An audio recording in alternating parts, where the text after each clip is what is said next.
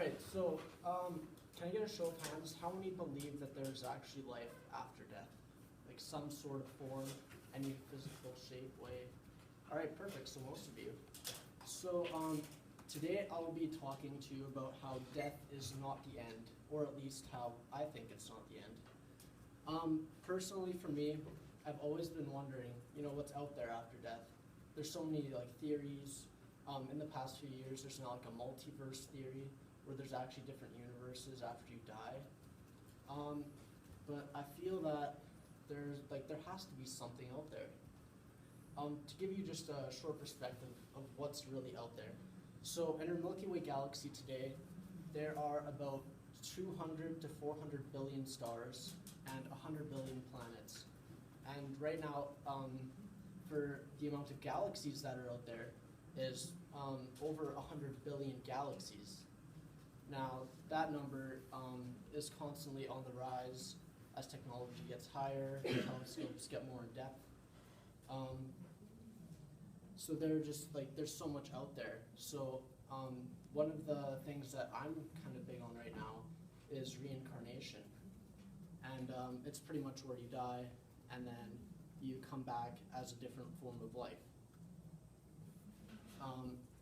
Now there's been so many different theories and after death experiences. There have been lots of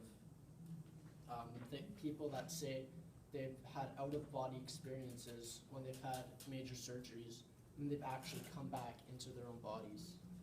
A personal experience for me, I guess it's very hard to have a personal experience unless you've really been on your deathbed.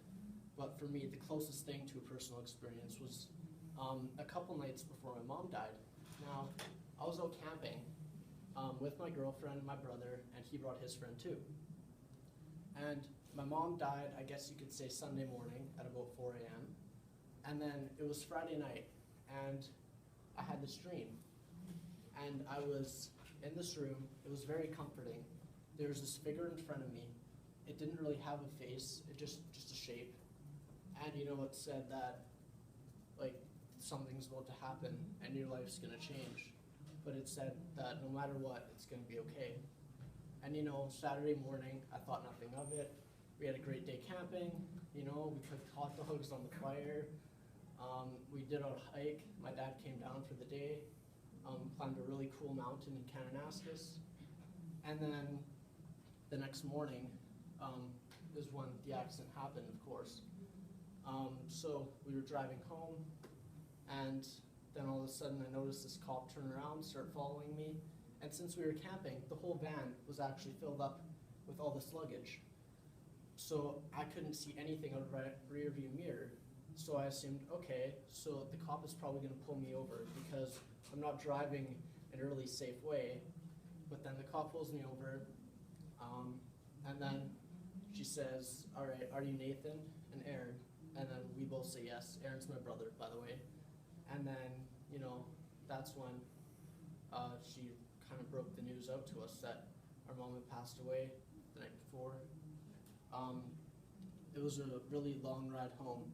But then the moment that I found the news, the whole dream that had just been, one of those random weird dreams, didn't really make sense. It really just came together.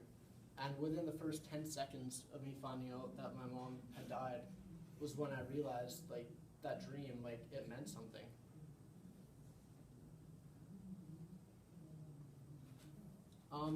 So anyway, I'm constantly shifting my thoughts, my train of thoughts, what happens when I die. Most of us, we always think about it, we always think to ourselves, what happens? But then after a few minutes or so, it's just so complex that, we either come to a simple conclusion or we just give up and we never really think about it. Another interesting story that I found online was an example of reincarnation. And it was about this three-year-old boy. It was on lots of different news sources throughout China, Israel, Syria, things like that. And so this 3-year-old boy, the moment he could talk, he said he was from another village. So then the tradition back where he was from was that like they tried to see if you were actually reincarnated. So they took him to this village, and he went to the village elders.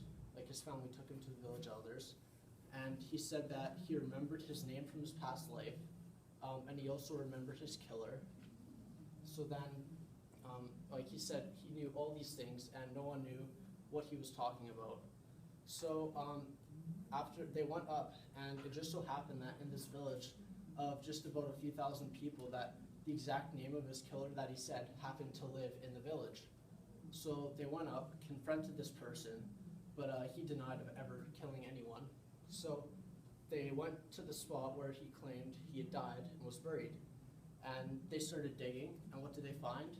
A human body, actually, buried under the ground, also with an axe. And they did, I guess you could say, an autopsy of the body or whatever, and they figured the cause of death was a blow to the head, right here, with the axe. And it just so happened that the 3-year-old boy had a birthmark in the exact same place where this previous person had died from, was like a blow to the head.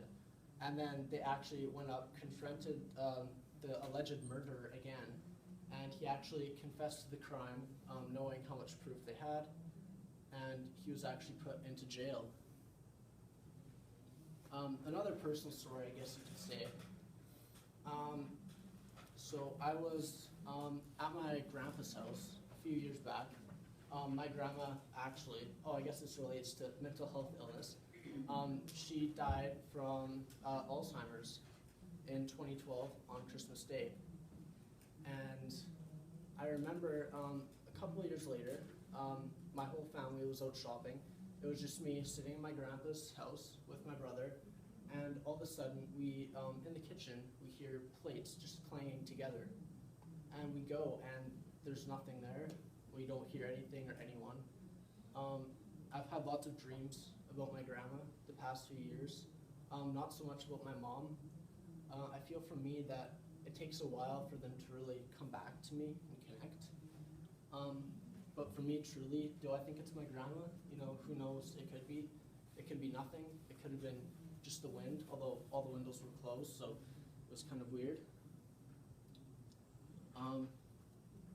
But the thing is that as much as I would like to say to all of you that we die and we go to an amazing heaven with flowers and beautiful fields and mountains, as much as I could say that reincarnation exists and that there's other forms of life out there that are non-human, the truth is we don't know. And the thing is that there's probably millions and billions of people that know what happened because they've died.